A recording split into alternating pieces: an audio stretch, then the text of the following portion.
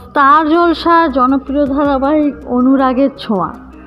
ধারাবাহিক শুরু থেকেই টিআরপি তালিকায় প্রতিপক্ষ ধারাবাহিকের থেকে অনেকটাই এগিয়ে আছে। এবার সামনে এলো ধারাবাহিকের নতুন প্রোমোতে দেখা যাচ্ছে রুডি তাদের বাড়িতে রূপাকে দেখা পেয়ে রূপার উপর অধিকার ফলাতে চায়। রূপা নিধিকে বাঁচাতে রুডির উপর আঘাত করে, রুডি মাটিতে পড়ে যায়। তখন সেখানে দীপা চলে আসে। তখন রূপা বলে যে আমি ভুল করেছি, আমারই শাস্তি হবে।